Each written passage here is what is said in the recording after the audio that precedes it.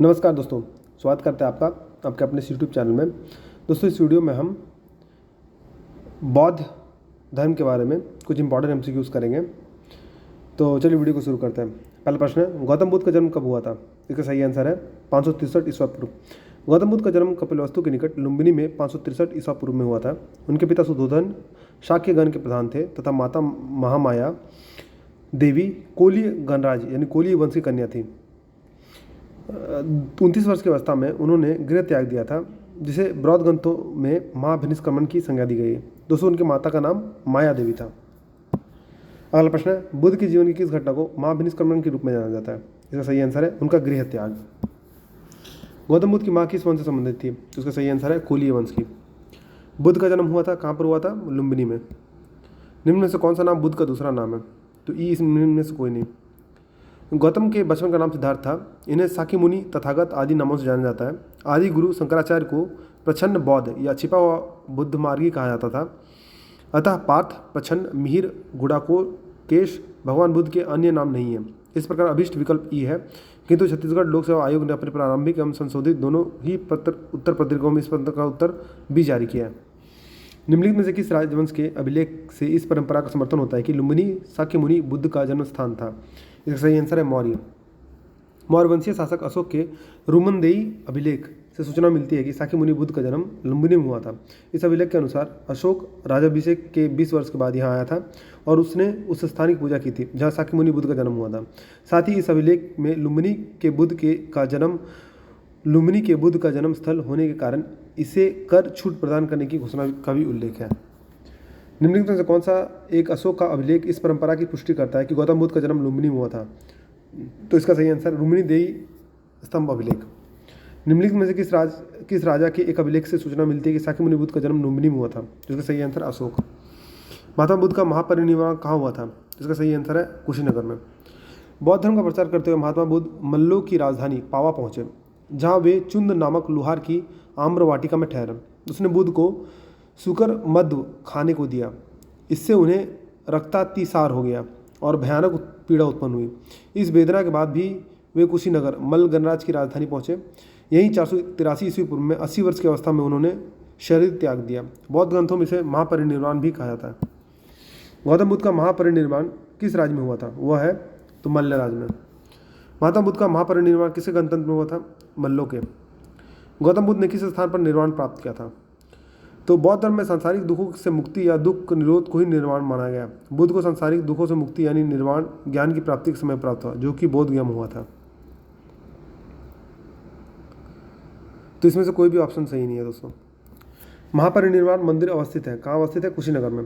महापरिनिर्वाण मंदिर उत्तर प्रदेश के कुशीनगर जिले में स्थित है। मंदिर में स्थापित भगवान बुद्ध की मूर्ति 1876 ईस्वी में उत्खनन के द्वारा प्राप्त की गई थी। महापरिनिर्वाण मंदिर विश्व में बौद्ध धर्म के सबसे पवित्र मंदिरों में से एक माना जाता है। निम्नलिखित राज्यों में से किनका संबंध बुद्ध के जीवन से था? तो इसका सही आंसर है कोसल और मगध। अवंती और गांधार नहीं थे दोस्तों।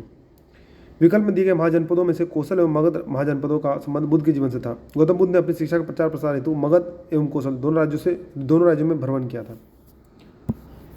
गौतम बुद्ध द्वारा अपने धर्म में दीक्षित किया जाने वाला अंतिम व्यक्ति निम्नलिखित में से कौन सा था? तो इसका सही आंसर है सुभद्र। अपने जीवन के अंतिम वर्ष में गौतम बुद्ध ने अपने शिष्य चुंद के यहाँ पावा पहुँचे। यहाँ शुकर माधव भोज सामग्री खाने से वे अतिसार रोग से पीड़ित हो गए। फिर वे पावा से कुशीनगर चले गए और यहीं पर सुभद्र को उन्होंने अपना अंतिम उपदेश दिया। बुद्ध द्वारा रूपांतरित निम्न व्यक्तियों में से कौन सा अंतिम था? तो इसका सही आंसर सुभद्र। बुद्ध ने अपने जीवन की अंतिम वर्षा ऋतु कहाँ बिताई थी? तो इसका सही आंसर वैशाली में। महापरिनिर्वाण सूक्त से उनके जीवन के विविध आयामों एवं काल का निर्धारण किया जाता है, जिनके अनुसार बुद्ध ने अपने जीवन की अंतिम वर्षा ऋतु वैशाली में बिताई थी। अगला प्रश्न, निम्नलिखित में से कौन सा एक बौद्ध मत में निर्वाण की अवधारणा की सर्वश्रेष्ठ व्याख्या करता है? जिसका सही आंसर है तृष्णा रूपी अग्नि का शमन। बुद्ध के निर्वाण को मन की उस परम शांति के रूप में वर्णित किया है जो तृष्णा, क्रोध और दूसरी विषादकारी मनस्थितियों से परे है। यह शांति तभी प्राप्त होती है जब सभी वर्तमान इच्छाओं के कारण समाप्त हो जाए और भविष्य में पैदा हो सकने वाली सारी इच्छाओं का जड़ से नाश हो जाए। निर्वाण में तृष्णा और द्वेष के कारण जड़ से समाप्त हो जाते हैं, जिससे मनुष्य सभी प्रकार के कष्टों, दुख या संसार में पुनर्जन्म के चक्र से छूट जाता है। अतः विकल्प एक का सही उत्तर है। अलार कलाम कौन थे? तो इसका सही आंसर है बुद्ध के गुरु। महापरिनिष्क्रमण के बाद ज्ञान की खोज में महात्मा बुद्ध अलार कलाम के आश्रम में पहुंचे तथा उनसे दीक्षा ली। अलार कलाम के आश्रम में उन्होंने तपस्या की, किंतु वे इससे संतुष्ट नहीं हुए। अलार कालम सांख्य दर्शन के आचार्य थे तथा अपनी साधना शक्ति के लिए विख्यात थे। महात्मा बुद्ध ने अपना पहला धर्मचक्र परिवर्तन किस स्थान पर दिया? इसका सही आंसर है सारनाथ में। ज्ञान प्राप्ति के पश्चात गौतम बुद्ध ने अपना मत का प्रचार प्रारंभ किया। उरुवेला से वे सबसे पहले ऋषि पतन, वर्तमान में सारनाथ वाराणसी के निकट गए। यहाँ उन्होंने 5 ब्राह्मण सन्यासियों को पहला उपदेश दिया। इस प्रथम उपदेश को धम्मचक्र प्रवर्तन भी कहा जाता है। बुद्ध ने अपना पहला उपदेश कहाँ दिया था? तो इसका सही आंसर है सारनाथ। आप पिछले वाले क्वेश्चन में देख सकते हैं। सारनाथ में अपना पहला प्रवचन किसे दिया? तो महात्मा बुद्ध ने सारनाथ में अपना पहला प्रवचन दिया। गौतम बुद्ध अपना प्रथम उपदेश कहाँ दिए थे? जिसका सही आंसर है सारनाथ। ग्रंथों में लिखित धम्मचक्र परिवर्तन क्या है? सारनाथ में दिया गया उनका प्रथम उपदेश। धम्मचक्र परिवर्तन किया गया था तो कहाँ पर? सारनाथ में। बुद्ध ने सर्वाधिक उपदेश दिए थे, कहाँ पर दिए थे? तो श्रावस्ती में। बुद्ध के सबसे अधिक शिष्य कौशल राज्य में हुए थे तथा यहाँ की राजधानी श्रावस्ती में ही उन्होंने सर्वाधिक उपदेश दिए थे। बुद्ध कौसंबी किसके राजकाल में गए थे? तो उदयन के राजकाल में। महात्मा बुद्ध वत्सराज उदयन के शासनकाल में कौसंबी आए थे। वहाँ उन्होंने 9वां विश्राम किया। उदयन ने पिंडोला भारद्वाज के प्रभाव से बौद्ध बनने के बाद घोषिताराम विहार भिक्षु संघ को दान किया। बुद्ध की मृत्यु के पश्चात प्रथम बौद्ध संगीति की अध्यक्षता किसने की थी? तो महाकश्यप द्वारा। प्रथम बौद्ध संगीति, प्रथम बौद्ध परिषद बुद्ध की मृत्यु के तत्काल बाद राजगिरी की सतकर्णी गुफा में हुई। इस समय मगध का शासक अजातशत्रु था। इस संगीति की अध्यक्षता महाकश्यप ने की तथा इसमें बुद्ध के प्रमुख शिष्य आनंद और उपाली भी उपस्थित थे। इसमें बुद्ध की शिक्षाओं का संकलन हुआ तथा उन्हें सूक्त और विनय नामक 2 पिटकों में विभाजित किया गया। आनंद एवं उपाली क्रमशः धर्म और विनय के प्रमाण माने गए। प्रथम बौद्ध परिषद का संचालन निम्नलिखित में से किस एक ने किया? तो इसका सही आंसर है महाकश्यप ने। सप्तपर्णी गुफा स्थित है, कहाँ स्थित है? तो राजगिरी में स्थित है। भगवान बुद्ध के महापरिनिर्वाण के बाद पहली बौद्ध संगति हुई थी, कहाँ हुई थी? तो राजगिर में। कश्मीर में कनिष्क के शासनकाल में जो बौद्ध संगति आयोजित हुई थी उसकी अध्यक्षता निम्नलिखित में से किसने की थी? तो इसका सही आंसर है वासुमित्र ने। बौद्ध धर्म की चतुर्थ संगति कुषाण शासक कनिष्क के राजकाल में कश्मीर के कुंडल वन में हुई थी। इसकी अध्यक्षता वसुमित्र ने की थी तथा अशुघोष इसके उपाध्यक्ष बने। इस सभा में महासांघिकों का वर्चस्व था। यहाँ बौद्ध ग्रंथों के कठिन अंशों पर सम्यक विचार किया गया तथा प्रत्येक पिटक पर भाष्य लिखकर उन्हें विभाषा शास्त्र नामक टीकाओं में संकलित कर दिया गया। इस समय बौद्ध धर्म हीनयान एवं महायान नामक 2 स्पष्ट संप्रदायों में विभक्त हो गया। बौद्ध धर्म की महायान शाखा औपचारिक रूप से किसके शासनकाल में प्रकट हुई? इसका सही आंसर है कनिष्क। कनिष्क के शासनकाल में बौद्ध सभा किस नगर में आयोजित की गई थी? तो कश्मीर में। किस शासक के शासनकाल में चतुर्थ बौद्ध संगति का आयोजन कश्मीर में हुआ था? तो कनिष्क में। चतुर्थ बौद्ध संगति परिषद हुई थी तो कनिष्क के शासनकाल में। इनमें से किस शासक ने चतुर्थ बौद्ध संगति कश्मीर में आयोजित की थी? तो कनिष्क ने। निम्नलिखित पर विचार कीजिए। बुद्ध में देवत्वारोपण, बोधिसत्व के पथ पर चलना, मूर्ति उपासना तथा अनुष्ठान, उपयुक्त में से कौन सी विशेषताएं महायान बौद्ध मत की है? तो इसका सही आंसर है 1, 2, 3, तीनों। महायान बौद्ध मत बुद्ध की लोकोत्तर सत्ता तथा देवत्व में विश्वास करता है और बुद्ध के अनेक अवतारों एवं रूपों में विश्वास करता है। साथ ही यह बुद्धत्व के मार्ग पर चलने वाले को बोधिसत्व कहता है, जो इन सभी मानवों की मुक्ति में सहायता करता है। बोधिसत्व के पथ पर चलना इस मत में अनुकरणीय कहा गया है। हिंदू धर्म के प्रभाव में बुद्ध में देवत्व के आरोपण के साथ ही अनुष्ठान और मूर्ति पूजा महायान की मुख्य पद्धति बन गई, अतः तीनों कथन सत्य है।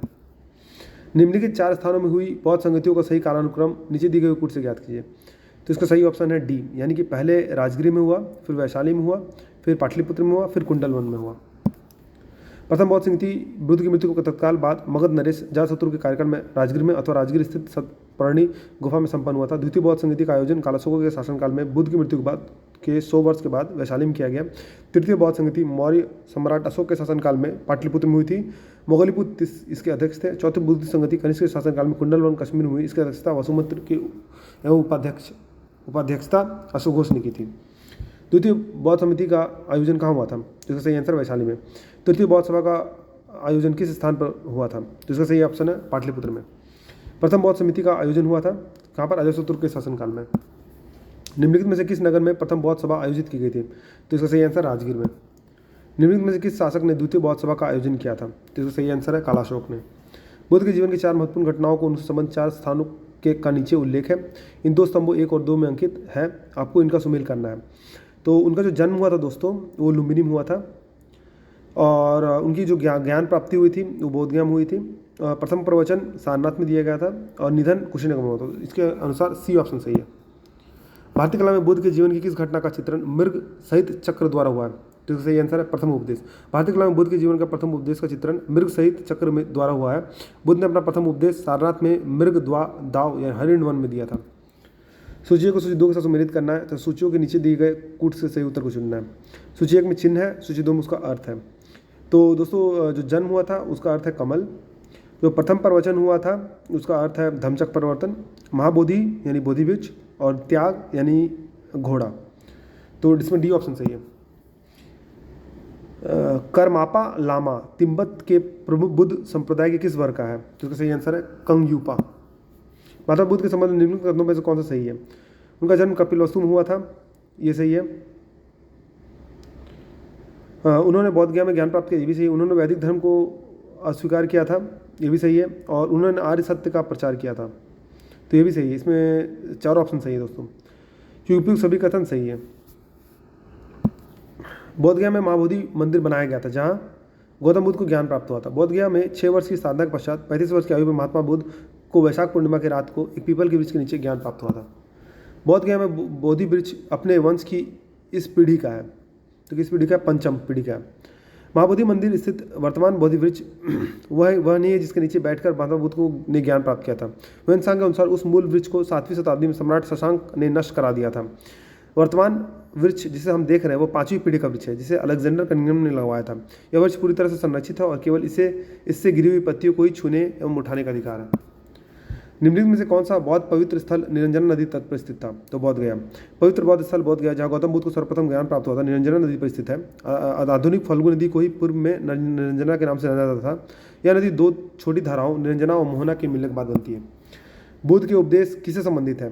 तो आचरण की शुद्धता एवं पवित्रता। महात्मा बुद्ध के उपदेश आचरण की पवित्रता एवं शुद्धता से संबंधित है। बुद्ध के उपदेशों में आत्मा संबंधी विवाद नहीं है। धार्मिक कर्मकांडों की बुद्ध ने आलोचना की थी।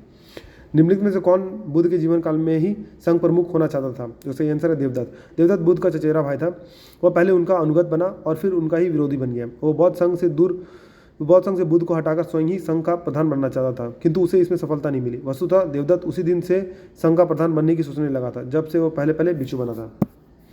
गौतम बुद्ध ने अपनी मृत्यु के उपरांत बौद्ध संघ के नेतृत्व के लिए निम्न में से किसे नामित किया था? तो सही आंसर है उपयुक्त में से कोई नहीं।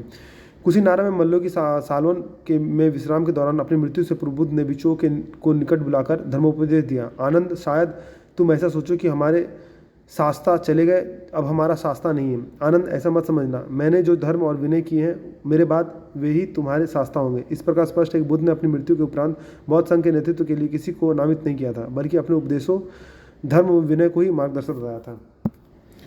अष्टांग मार्ग की संकल्पना है, अंग है, क्या है? तो धम्मचक्र परिवर्तन सूत्र की विषय वस्तु का। गौतम बुद्ध ने चतुर्थ आर्य सत्य में दुख निरोध का उपाय बताया। इसे दुख निरोध गामी प्रतिपदा कहा जाता है। इसे मध्यमा प्रतिपदा या मध्यम मार्ग भी कहते हैं। इस मध्यमा प्रतिपदा में 8 सोपान है, इसलिए इसे अष्टांगिक मार्ग भी कहते हैं। ये 8 सोपान है: सम्यक दृष्टि, सम्यक संकल्प, सम्यक वाक, सम्यक कर्मात, सम्यक आजीव, सम्यक व्यायाम, सम्यक स्मृति एवं सम्यक समाधि। अष्टांगिक मार्ग धम्मचक्र परिवर्तन सूत्र की विषय वस्तु का अंग है। अगला प्रश्न है, गौतम बुद्ध के बारे में निम्न में से क्या सत्य है?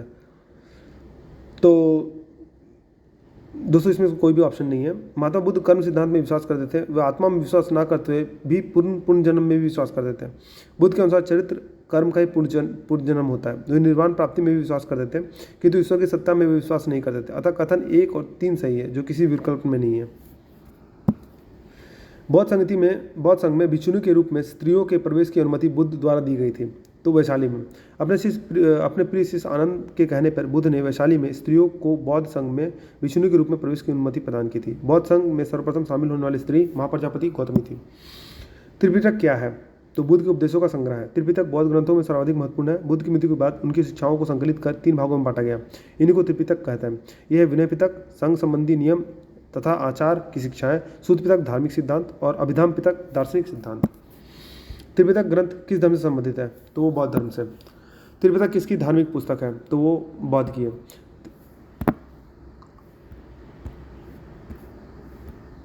अगला प्रश्न है, त्रिपिटक निम्नलिखित में किससे संबंधित है? तो वो बौद्धों से। निम्नलिखित में से किस बौद्ध ग्रंथ में संघ जीवन के नियम प्राप्त होता है? तो विनय पिटक में।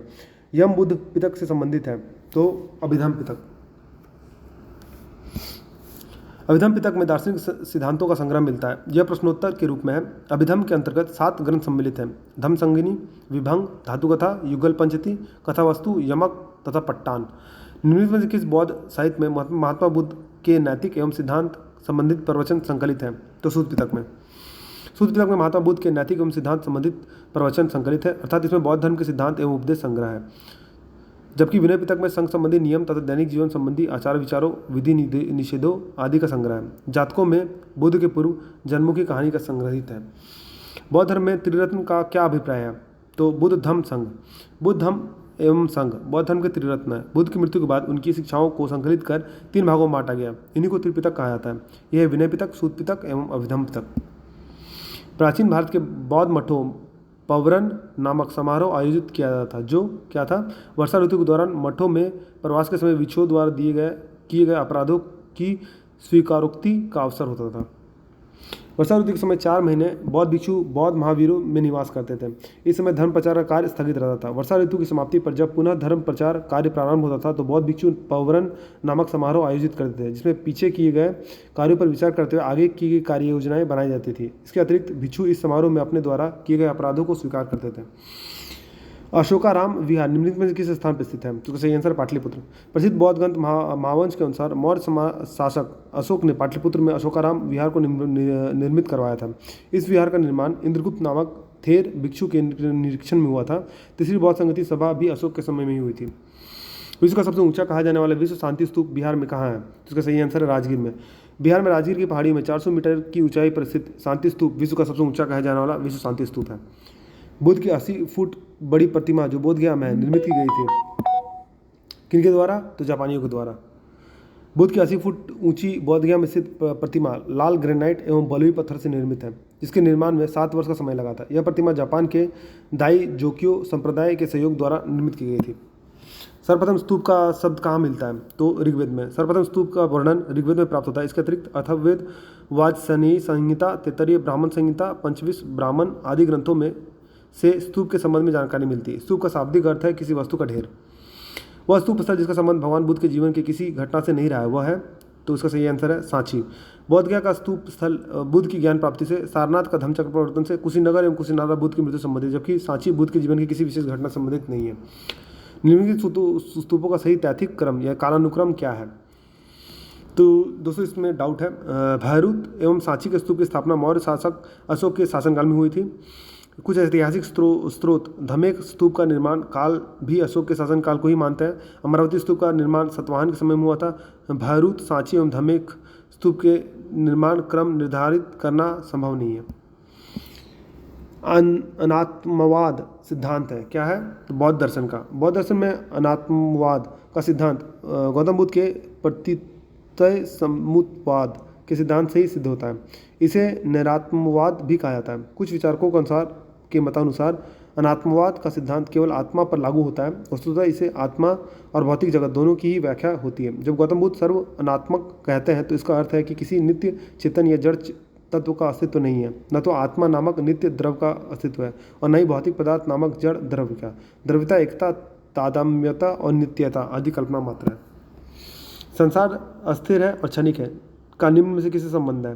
तो बौद्ध से। बौद्ध दर्शन में क्षणिकवाद को स्वीकार किया गया है। बुद्ध ने स्वयं अनित्यवाद के सिद्धांत का प्रतिपादन किया है। क्षणिकवाद अनित्यवाद का तार्किक विकास है जो बौद्धोत्तर दर्शन में अस्तित्व में आया। क्षणिकवाद के अनुसार विश्व की प्रत्येक वस्तु का अस्तित्व क्षण मात्र के लिए ही रहता है। जिस प्रकार नदी की एक बूंद एक क्षण के लिए सामने आती है तथा दूसरे क्षण वो विलीन हो जाती है, उसी प्रकार जगत की समस्त वस्तुएं क्षण मात्र के लिए अपना अस्तित्व कायम रखती है। निम्नलिखित में से किसे एशिया के ज्योतिपुंज के तौर पर जाना जाता है? तो इसका सही आंसर गौतम बुद्ध को। गौतम बुद्ध को एशिया के ज्योतिपुंज के तौर पर जाना जाता है। गौतम बुद्ध के जीवन पर एडविन आर्नल ने द लाइट ऑफ एशिया नामक काव्य पुस्तक की रचना की थी। निम्नांकित में से किसे एशिया के ज्योतिपुंज के नाम से जाना जाता है? तो इसका सही आंसर भगवान बुद्ध। क्षणिकवाद का प्रतिपादन किसने किया था? तो बुद्ध ने किया था।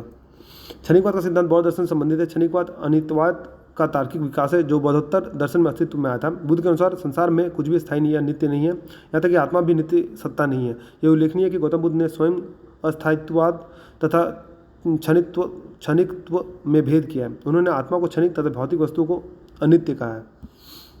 भारत के सांस्कृतिक इतिहास के संदर्भ में पारमिता शब्द का सही विवरण निम्नलिखित में से कौन सा है? तो इसका सही आंसर है परिपूर्णताएं जिसकी प्राप्ति से बोधिसत्व पथ प्रशस्त हुआ है। बौद्ध धर्म में बोधिसत्वों के को बुद्धत्व प्राप्त करने के पारमिता नामक विशिष्ट साधन का वर्णन किया गया। पारमिता ही एकमात्र ऐसा साधन है जिसके द्वारा बुद्ध की मान्य पदवी बुद्धत्व की प्राप्ति की जा सकती है।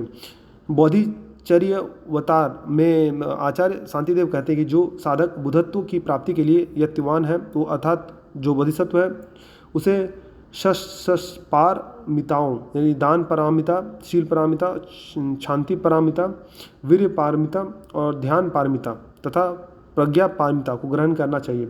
इन षट पारमिताओं में प्रज्ञा पारमिता ही प्राधान्य है। सर एडविन अर्नाल्ड की book the light of Asia आधारित है किस पर? तो ललित विस्तार पर। सर एडविन अर्नाल्ड की book the light of Asia Lalit विस्तार की विषय वस्तु पर आधारित है। इस पुस्तक का प्रकाशन 1879 ईस्वी में लंदन में किया गया था। बौद्ध धर्म के महायान एवं हीनयान संप्रदायों में सर्वाधिक मौलिक अंतर निम्नलिखित में से कौन सा है? तो देवी देवताओं की पूजा। बौद्ध धर्म में के हीनयान महायान संप्रदायों में सर्वाधिक मौलिक अंतर देवी देवताओं को पूजा का था। हीनयान में बुद्ध को एक महापुरुष माना जाता था जबकि महायान में उन्हें देवता माना गया था तथा उनकी पूजा की जाने लगी थी। इसके साथ ही अनेक बोधिसत्वों की भी पूजा की जाने लगी। गौतम बुद्ध को एक देवता का स्थान किस राजा के युग में प्राप्त हुआ था? तो कनिष्क के युग में। कनिष्क के शासनकाल में संपन्न चतुर्थ बौद्ध संगति में बौद्ध धर्म हीनयान एवं महायान नामक दो स्पष्ट एवं स्वतंत्र संप्रदायों में विभक्त हो गया। महायान शाखा में बुद्ध को देवता माना गया तथा उनकी पूजा की जाने लगी। इस प्रकार कनिष्क के काल में बौद्ध धर्म की महायान शाखा के तहत गौतम बुद्ध को एक देवता का स्थान प्राप्त हुआ था। भारत में पहले जिस मानव प्रतिमाओं की पूजा की गई वह थी तो बुद्ध की। भारत में सबसे पहले बुद्ध की प्रतिमाओं की पूजा की गई। बौद्ध धर्म के महायान शाखा के अनुयायियों ने सर्वप्रथम बुद्ध मूर्तियां स्थापित करके उनकी पूजा प्रारंभ की। देश में निम्न में से किसने मूर्ति पूजा की नींव रखी थी? तो बौद्ध धर्म ने। तो उपयुक्त में से सर्वप्रथम मूर्ति पूजा की नींव बौद्धों द्वारा रखी गई थी। महायानियों ने सर्वप्रथम बुद्ध की प्रतिमा का स्थापित करके पूजा प्रारंभ किया था। गांधार शैली की मूर्ति की कला में बुद्ध के सारनाथ में हुए प्रथम धर्मोपदेश से संबंध प्रवचन मुद्रा का नाम क्या है? तो इसका सही आंसर है धर्मचक्र। गांधार कला की उत्पत्ति के स्रोत एशिया माइनर एवं हेलेनिस्टिक कला थी। इस शैली की कला का प्रमुख विषय महात्मा बुद्ध का जीवन चरित्र है। इनके अंतर्गत बुद्ध की धर्मचक्र मुद्रा, ध्यान मुद्रा, अभय मुद्रा और वरद मुद्रा आदि मूर्तियों का निर्माण किया गया था। बुद्ध की खड़ी प्रतिमा निम्न में से किस काल में बनाई गई थी? तो सही आंसर कुषाण काल में। कुषाण काल में ही गांधार एवं मथुरा कला शैली के तहत बुद्ध एवं बोधिसत्वों की बहुसंख्यक मूर्तियों का बैठी एवं खड़ी स्थिति में निर्माण हुआ। वी.एस. अग्रवाल के मतानुसार सर्वप्रथम मथुरा में ही बुद्ध मूर्तियों का निर्माण कराया गया जहाँ इनके लिए पर्याप्त आधार था। ह्वेनसांग के विवरण के अनुसार बुद्ध की प्रथम प्रतिमा कौशाम्बी में बनी थी, परंतु अनेक विद्वान महात्मा बुद्ध की प्रथम प्रतिमा के निर्माण का श्रेय गांधार कला को देते हैं। अतः निश्चित तौर पर यह नहीं कहा जा सकता है कि बुद्ध की प्रथम प्रतिमा कहाँ बनी। बुद्ध की प्राचीनतम प्रतिमा किस शैली में प्राप्त होती है? तो इसका सही आंसर है उपयुक्त में से कोई भी नहीं है, उपयुक्त में से एक से अधिक। भगवान बुद्ध की प्रतिमा कभी कभी एक हस्त मुद्रा युक्त दिखाई देती है जिसे भूमि स्पर्श मुद्रा भी कहते हैं। यह किसका प्रतीक है? तो मार के प्रलोभनों के बावजूद अपनी शुचिता एवं शुद्धता का साक्षी होने के लिए बुद्ध का धरती पर आह्वान।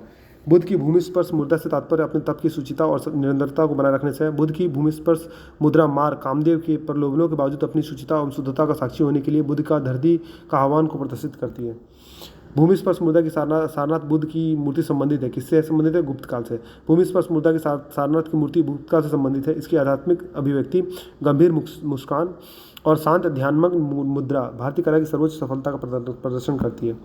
सारनाथ की मूर्ति स्पर्श वाली मुद्रा वाली बुद्ध की प्रतिमा कलांकित है। कहाँ से? तो गुप्त काल से। भारत की संस्कृति के इतिहास संदर्भ में निम्नलिखित युगों पर विचार कीजिए। इसमें कौन सा आंसर सही है? तो इसमें दोस्तों 1 और 3 सही है। परिवारजक जो है परित्यागी एवं भ्रमणकारी होता है और उपासक बौद्ध धर्म की साधारण अनुगामी है। जो श्रमण है वो भिक्षु और साधु होते हैं। तो इसमें बी ऑप्शन सही है। निम्नलिखित में से कौन से शासक ने बौद्ध मत के विस्तार में योगदान नहीं दिया था? तो इसका सही आंसर है पुष्यमित्र शुंग ने। अशोक, कनिष्क और हर्षवर्धन ने बौद्ध धर्म के विकास में योगदान किया था, जबकि शुंग वंश के संस्थापक पुष्यमित्र शुंग ने मगध साम्राज्य पर अधिकार जमाकर जहां एक और यवनों के आक्रमण से देश की रक्षा की, वहीं दूसरी ओर देश में शांति और व्यवस्था की स्थापना कर वैदिक धर्म एवं आदर्शों की जो अशोक के शासनकाल में उपेक्षित हो गए थे पुनः प्रतिष्ठा की। इस कारण उसका काल वैदिक प्रतिक्रिया एवं वैदिक पुनर्जागरण का काल भी कहा जाता है। निम्नलिखित वक्तव्यों पर विचार कीजिए और कूट से सही उत्तर को चुनिए। तो कुशीनगर मल्ल राज की राजधानी थी। महात्मा बुद्ध का महापरिनिर्वाण कुशीनगर में हुआ था। तो दोनों सही है, आर्य की सही व्याख्या नहीं करता है। बौद्ध धर्म अंगुत्तर निकाय में वर्णित 16 महाजनपदों में मल्ल एक महाजनपद था। वह एक संघराज था जिसमें पावा तथा कुशीनारा मल्ल गणराज की जुड़वा राजधानी थी। महात्मा बुद्ध को महापरिनिर्वाण कुशीनगर में प्राप्त हुआ। अतः दोनों कथन सही है, किंतु कारण आर कथन एक ही सही व्याख्या नहीं है। निम्नलिखित युग में से कौन सा युगम सही से सुमेलित है? तो इसमें दोस्तों 1, 2, 4 सही सुमेलित है। यानी लोथल जो है वो प्राचीन गोदी क्षेत्र है। सारनाथ बुद्ध का प्रथम धर्मोपदेश है और नालंदा जो है बौद्ध का अधिगम का महान पीठ है। महायान बौद्ध धर्म में बोधिसत्व अवलोकितेश्वर को और किस नाम अन्य नाम से जानते हैं? तो इसका सही आंसर है पद्मपाणि। बौद्ध दर्शन में यह माना गया है कि बोधिसत्वों में अवलोकितेश्वर की स्थिति महामंडित है।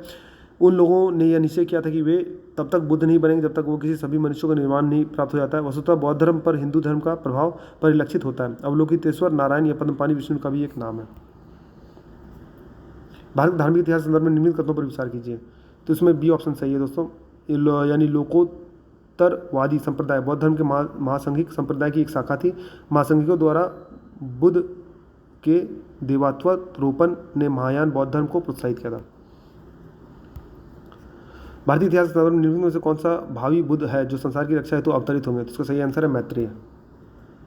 भारत धार्मिक इतिहास के संदर्भ में निम्नलिखित कथनों पर विचार कीजिए। तो इसमें कौन सा ऑप्शन सही है? तो बोधिसत्व अपने प्रबोध के मार्ग पर बढ़ता हुआ करुणामय है, ये सही है। बोधिसत्व समस्त सचेतन प्राणियों को उनके प्रबोध के मार्ग पर चलने में सहायता करने के लिए स्वयं की निर्वाण प्राप्ति में विलंबित करता है। तो बी ऑप्शन सही है।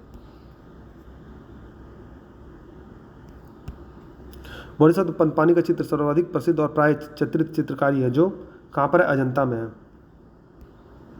हीनयान अवस्था का विशालतम एवं सर्वाधिक विकसित शैलकृत चैत्यगृह स्थित है। कहाँ स्थित है? कार्ले में स्थित है। निम्नलिखित में से किस शैलकृत गुफा में 11 सिरों के बोधिसत्व का अंकन मिलता है? तो कन्हेरी में मिलता है। प्रथम शताब्दी ईस्वी में किस भारतीय बौद्ध भिक्षु को चीन भेजा गया था? इसका सही आंसर है नागार्जुन को। शून्यता के सिद्धांत का सर्वप्रथम प्रतिपादन करने वाले बौद्ध दार्शनिक का नाम क्या है? तो नागार्जुन है। नागार्जुन किस बौद्ध संप्रदाय से थे? तो माध्यमिक। बौद्ध शिक्षा का केंद्र है विक्रमशिला। वल्लभी विश्वविद्यालय स्थित है। कहाँ स्थित है? गुजरात में। नालंदा विश्वविद्यालय के स्थापन का युग है गुप्त। नालंदा विश्वविद्यालय के संस्थापक कौन थे? कुमार गुप्त। नालंदा विश्वविद्यालय किसके लिए विश्व प्रसिद्ध था? तो बौद्ध धर्म दर्शन के लिए। नीचे दिए गए दो कथन और रीजन है। तो ये है 12वीं शताब्दी के अंत तक नालंदा महाविहार का पतन हो गया था। महाविहार का राजकीय प्रश्रय मिलना बंद हो गया था। उपयुक्त दोनों व्यक्तियों में से कौन सा सही है? तो दोनों सही है, दोनों की व्याख्या करता है दोस्तों। नव नालंदा महाविहार किसके लिए विख्यात है? तो पाली अनुसंधान संस्थान के लिए। निम्नलिखित में कौन से बौद्ध धर्म एवं जैन धर्म दोनों समान रूप से विद्यमान थे? तो दोस्तों इसमें वेद प्रमाण्य के लिए प्रति अनास्था, ये सही है। कर्मकांडों की फलवत्ता का निषेध, ये भी सही है। और प्राणियों की हिंसा का निषेध, ये भी सही है। तो 2, 3, 4 सही है। प्राचीन भारतीय इतिहास के संदर्भ में निम्नलिखित कौन सा बौद्ध धर्म एवं जैन धर्म दोनों समान रूप से विद्यमान थे? तो इसमें दोस्तों वेद प्रमाण्य के लिए प्रति अनास्था, ये सही है। कर्मकांडों की फलवत्ता का निषेध, ये भी सही है। तो बी ऑप्शन सही है। निम्नलिखित में से कौन सी बात बौद्ध धर्म तथा जैन धर्म में समान नहीं है? तो आत्मदमन। भगवान बुद्ध ने निम्नलिखित 4 आर्य सत्यों का प्रतिपादन किया। नीचे दिए गए कूट का प्रयोग उन्हें सही क्रम में रखिए।